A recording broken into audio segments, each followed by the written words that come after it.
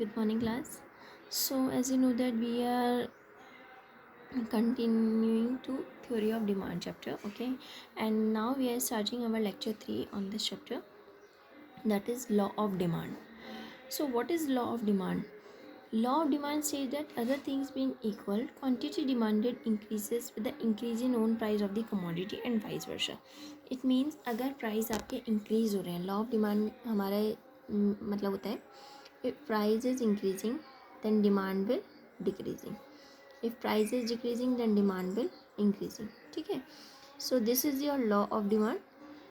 अगर प्राइस हमारे बढ़ रहे हैं किसी चीज़ के, सपोज एक पेन है ये 5 रुपीज़ का आता था, अब ये पेन 8 रुपीज़ का आ गया, तो मेरी क्या हुई, इस चीज़ की डिमांड कम हो गई. क्यों? क्योंकि इसके प्राइस बढ़ गए. ठीक है, तो ये नॉर्मली जो कंज्यूमर बिहेवियर होता है वो इसी पे बेस होता है ना, कि if price is increasing then demand will decreasing, if price is decreasing then demand will increasing.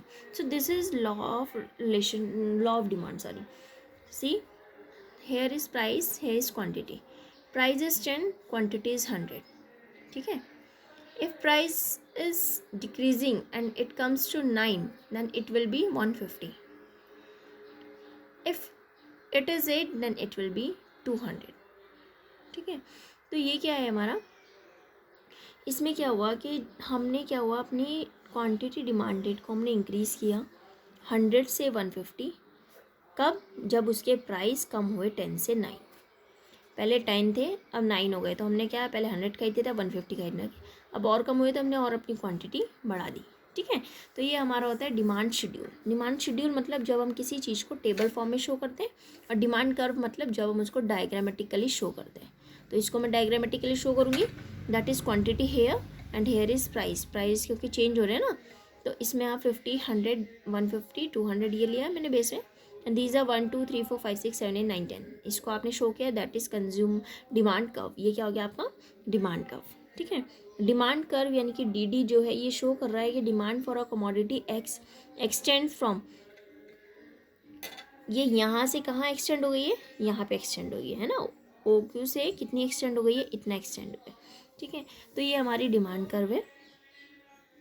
अच्छा, इसके बाद अजम्पशंस क्या होती हैं लॉ ऑफ डिमांड की.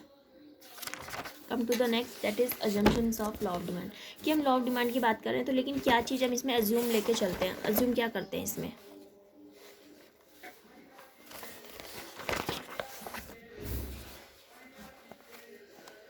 देखो, इसकी अजम्पशंस क्या है, law of demand holds good when other things remains the same. जब दूसरी चीज़ें सेम रहती हैं, it means factors influencing demand other than known price of a commodity are assume to be constant. मतलब प्राइस को छोड़ के बाकी चीज़ों को हम कांस्टेंट लेके चलते हैं. बाकी चीज़ें क्या, इनकम, टेस्ट एंड प्रेफरेंसेस, सब कुछ. ठीक है ना, that is taste and preferences of the consumers are assume to remains constant. कि मतलब उसमें कोई चेंज नहीं आना चाहिए, क्योंकि अगर उसमें चेंज आता है तो प्राइस डिमांड में भी चेंज आता है.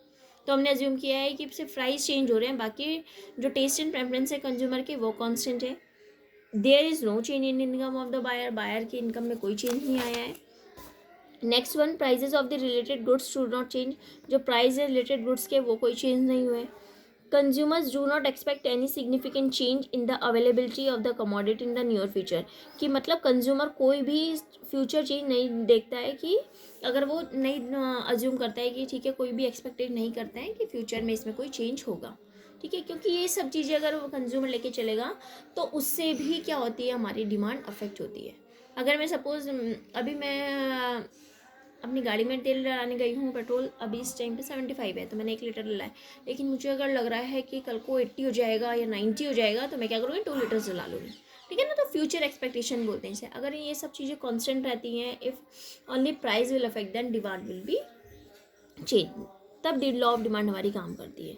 ठीक है, so it is note important to note that the assumptions of the law of demand refers to all other determinants of demand other than known price of the commodity.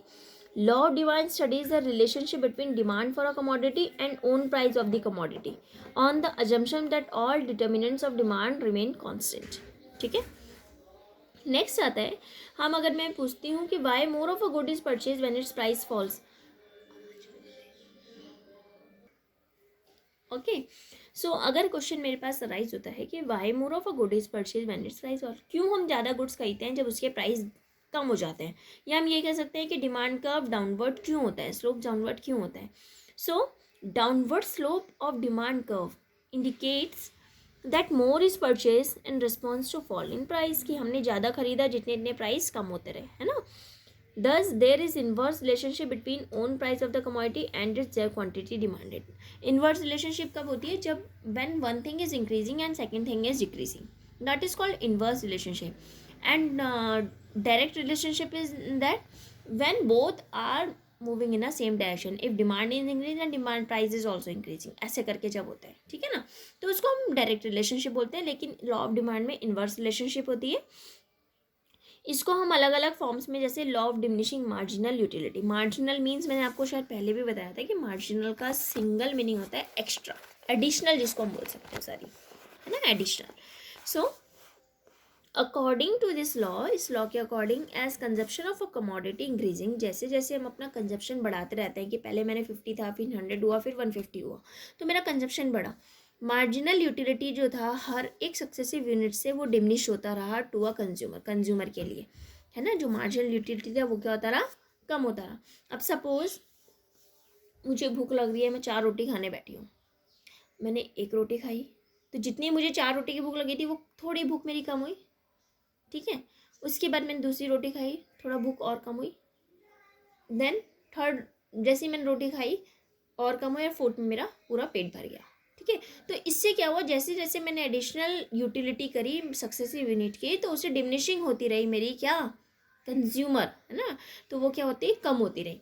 According for every additional unit to purchase the consumer is willing to be less and less price.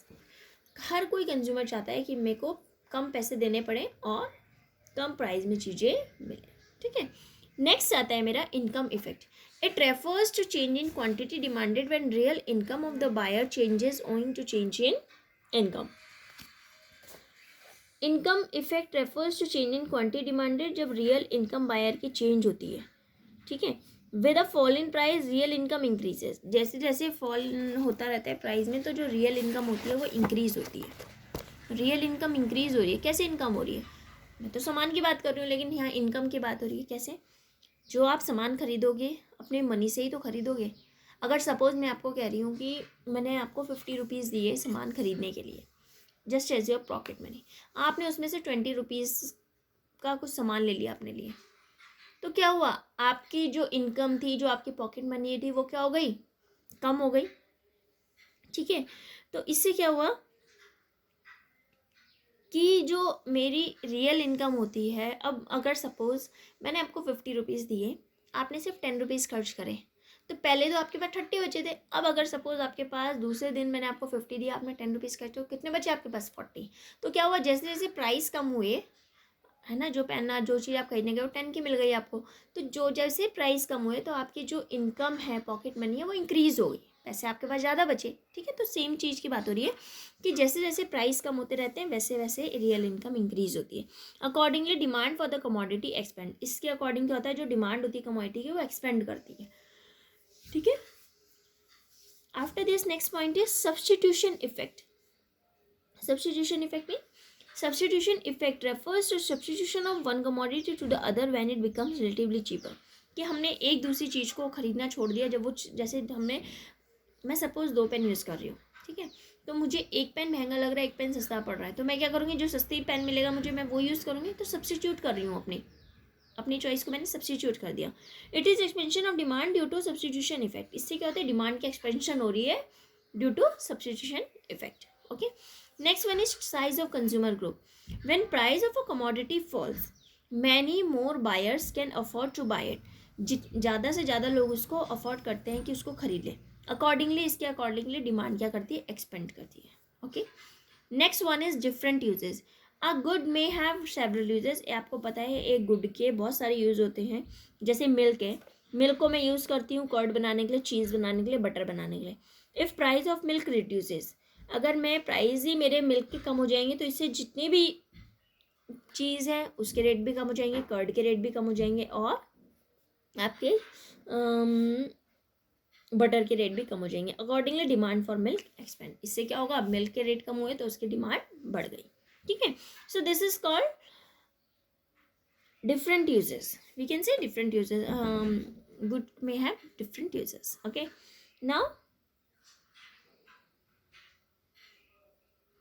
कुछ exceptions होती हैं, मैंने वो इसमें नहीं लिखी है लेकिन मैं आपको वर्बली एक्सप्लेन कर रही हूँ. Exceptions to the law of demand क्या होती है कि जैसे suppose articles of distinction, first होती है आरसी, there are certain goods which command social distinction. These articles are demanded only when their prices are very high. If their prices fall, they will no longer be considered as prices of distinction. But these goods defy the law of demand. Precious diamonds and vintage car may be cited as. अब जैसे suppose क्या है कि मेरी income तो बढ़ रही है, उनके प्राइजेस चाहे हाई हो जाए लेकिन जिसकी जो डिमांड है वो तो वो लेगा ही ना, इसको कार खरीदे तो खरीदेगा ही, चाहे डिमांड हाई हो चाहे कुछ हो. ठीक है ना.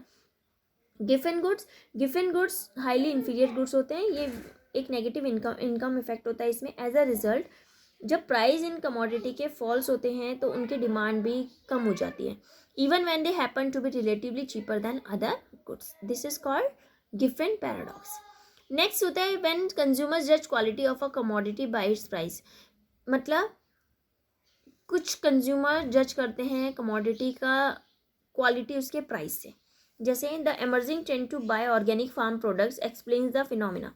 Perhaps it is owing to huge price difference between organic and non-organic products in the market. That richer section of the society, जो richer sections हैं वो organic products को लेते हैं और या फिर high quality के products, और जो quantity demanded है इन products की वो rise हो जाती है चाहे उनके products कितने, चाहे उनके price कितने भी high हो जाए. ठीक है ना. इसके बाद हमारा जो आएगा, हमारा नेक्स्ट आता है demand curve slopes upwards when law of demand fails. तो इसमें क्या है कि जब प्राइस इंक्रीज होता है तो डिमांड क्या करती है, एक्सटेंड करती है. एंड व्हेन प्राइस डिक्रीज तो डिमांड विल श्रिंक हो जाती है ना.